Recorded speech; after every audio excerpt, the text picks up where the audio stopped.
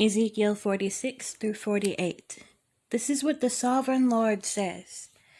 The gate of the inner court facing east is to be shut on the 6 working days, but on the Sabbath day and on the day of the new moon it is to be opened. The prince is to enter from the outside through the portico of the gateway and stand by the gatepost. The priests are to sacrifice his burnt offering and his fellowship offerings. He is to bow down and worship at the threshold of the gateway and then go out, but the gate will not be shut until evening. On the Sabbaths and new moons, the people of the land are to worship in the presence of the Lord at the entrance of that gateway. The burnt offering the prince brings to the Lord on the Sabbath day is to be 6 male lambs and a ram, all without defect. The grain offering given with the ram is to be an ephah, and the grain offering with the lambs is to be as much as he pleases, along with a hin of olive oil for each ephah. On the day of the new moon, he is to offer a young bull, 6 lambs, and a ram, all without defect. He is to provide as a grain offering 1 ephah with the bull, 1 ephah with the ram, and with the lambs as much as he wants to give, along with a hin of olive oil for each ephah. When the prince enters, he is to go in through the portico of the gateway, and he is to come out the same way. When the people of the land come before the Lord at the appointed festivals, whoever enters by the north gate to worship is to go out the south gate, and whoever enters by the south gate is to go out the north gate. No one is to return through the gate by which they entered, but each is to go out the opposite gate. The prince is to be among them, going in when they go in, and going out when they go out. At the feasts and the appointed festivals, the grain offering is to be an ephah with a bull, an ephah with a ram, and with the lambs as much as he pleases, along with a hin of oil for each ephah. When the prince provides a free will offering to the Lord, whether a burnt offering or fellowship offerings, the gate facing east is to be opened for him. He shall offer his burnt offering or his fellowship offerings as he does on the Sabbath day. Then he shall go out, and after he has gone out, the gate will be shut. Every day you are to provide a year-old lamb without defect for a burnt offering to the Lord. Morning by morning you shall provide it. You are also to provide with it morning by morning a grain offering consisting of 1/6 of an ephah with 1/3 of a hin of oil to moisten the flour. The presenting of this grain offering to the Lord is a lasting ordinance, so the lamb and the grain offering and the oil shall be provided morning by morning for a regular burnt offering. This is what the sovereign Lord says. If the prince makes a gift from his inheritance to one of his sons, it will also belong to his descendants. It is to be their property by inheritance. If, however, he makes a gift from his inheritance to one of his servants, the servant may keep it until the year of freedom. Then it will revert to the prince. His inheritance belongs to his sons only. It is theirs.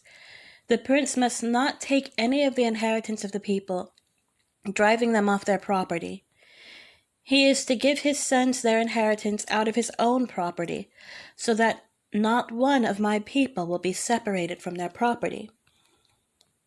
Then the man brought me through the entrance at the side of the gate to the sacred rooms facing north, which belong to the priests, and he showed me a place at the western end. He said to me, "This is the place where the priests are to cook the guilt offering and the sin offering and bake the grain offering, to avoid bringing them into the outer court and consecrating the people." He then brought me to the outer court and led me around to its four corners, and I saw in each corner another court. In the four corners of the outer court were enclosed courts, 40 cubits long and 30 cubits wide. Each of the courts in the four corners was the same size. Around the inside of each of the four courts was a ledge of stone, with places for fire built all around under the ledge. He said to me, "These are the kitchens where those who minister at the temple are to cook the sacrifices of the people."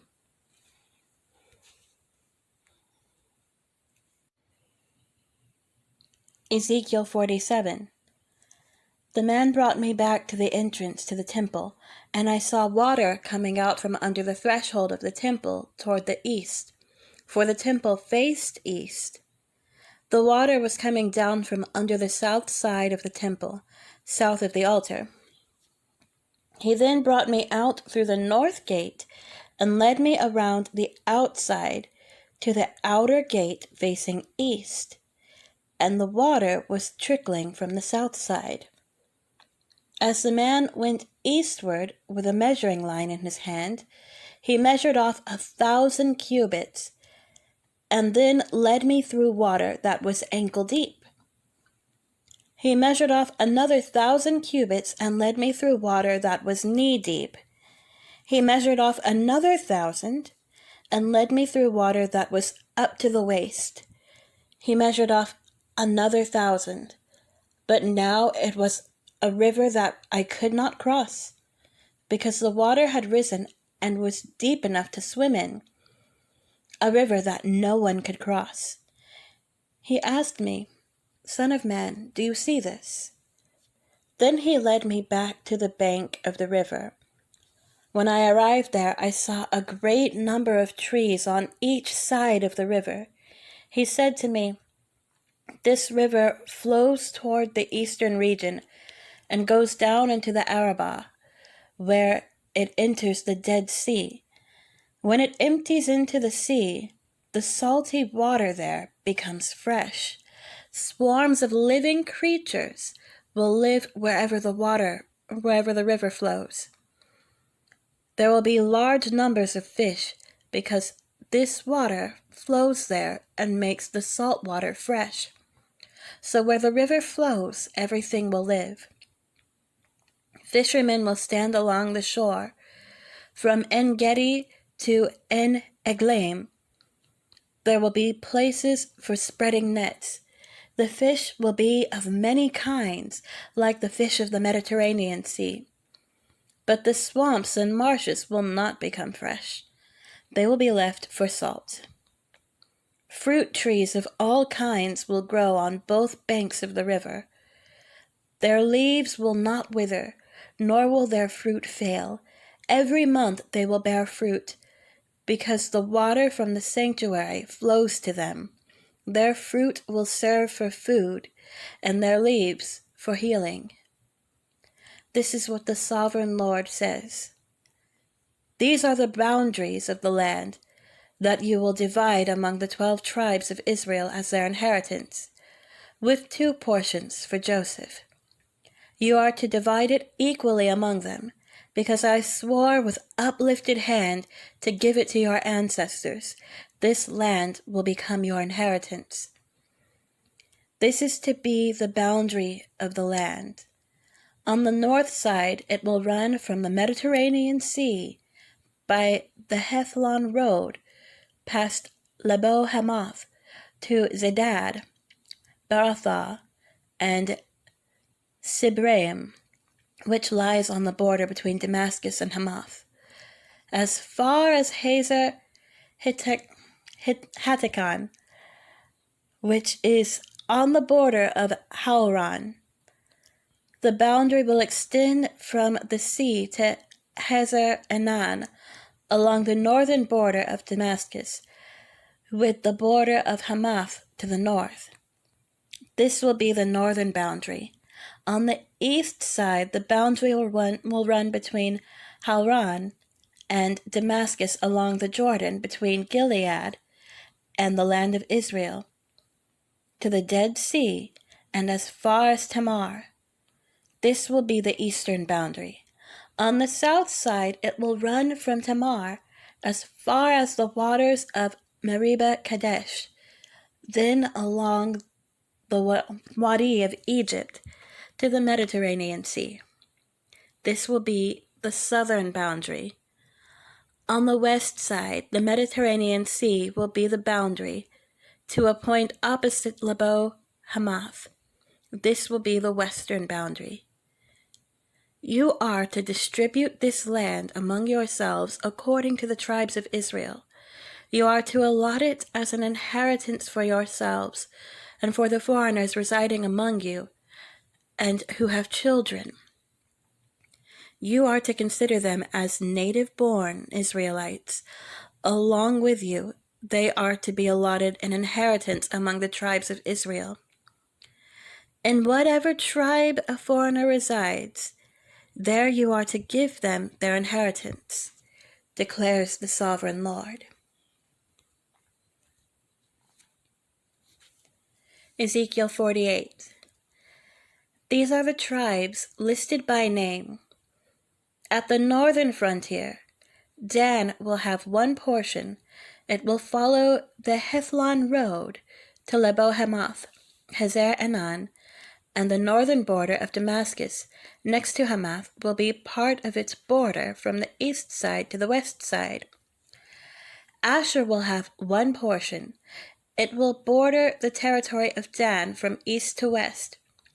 Naphtali will have one portion. It will border the territory of Asher from east to west. Manasseh will have one portion. It will border the territory of Naphtali from east to west. Ephraim will have one portion. It will border the territory of Manasseh from east to west. Reuben will have one portion. It will border the territory of Ephraim from east to west. Judah will have one portion. It will border the territory of Reuben from east to west. Bordering the territory of Judah from east to west will be the portion you are to present as a special gift. It will be 25,000 cubits wide, and its length from east to west will be equal to one of the tribal portions.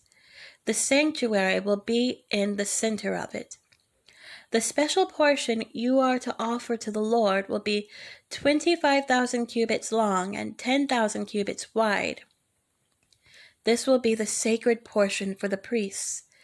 It will be 25,000 cubits long on the north side, 10,000 cubits wide on the west side, 10,000 cubits wide on the east side, and 25,000 cubits long on the south side, and the center of it will be the sanctuary of the Lord.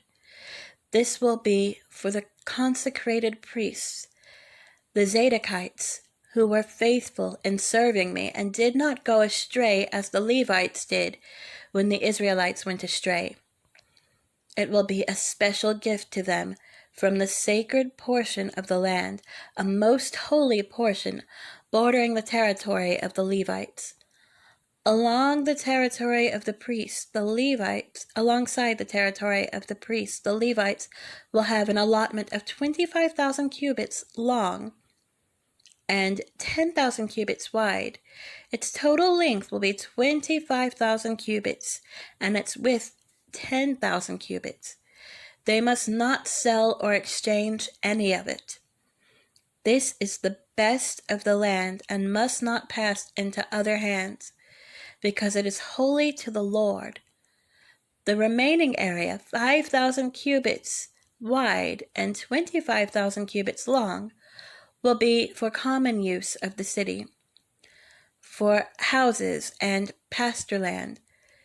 The city will be in the center of it, and will have these measurements. The north side, 4,500 cubits. The south side, 4,500 cubits. The east side, 4,500 cubits. And the west side, 4,500 cubits. The pasture land for the city will be 250 cubits on the north, 250 cubits on the south, 250 cubits on the east, and 250 cubits on the west. What remains of the area bordering on the sacred portion will be running the length of it. And running the length of it will be 10,000 cubits on the east side and 10,000 cubits on the west side. Its produce will supply food for the workers of the city. The workers from the city who farm it will come from all the tribes of Israel.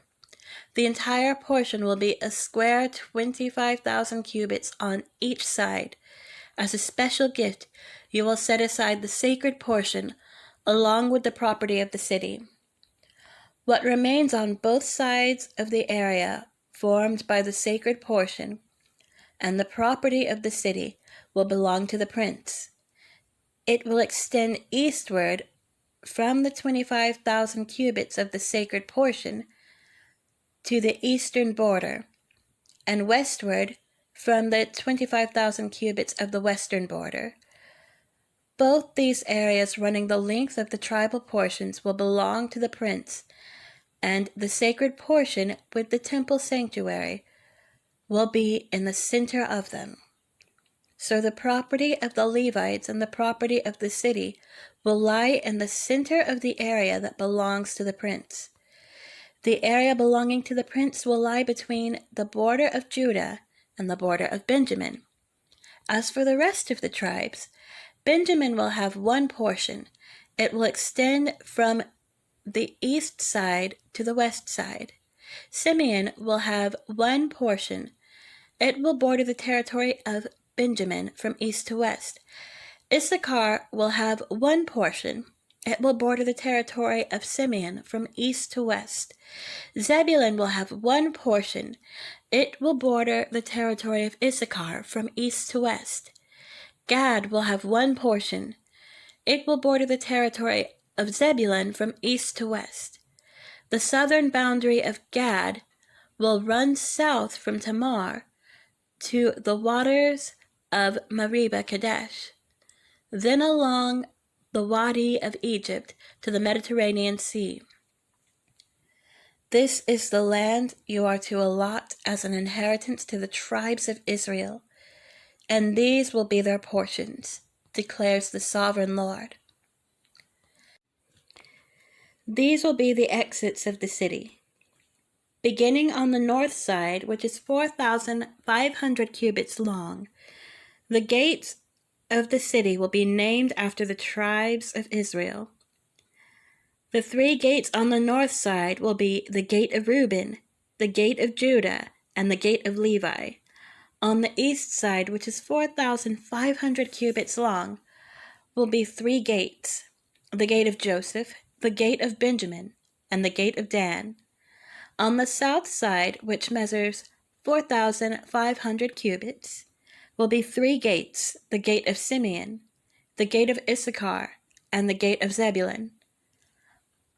On the west side, which is 4,500 cubits long, will be 3 gates, the gate of Gad, the gate of Asher, and the gate of Naphtali.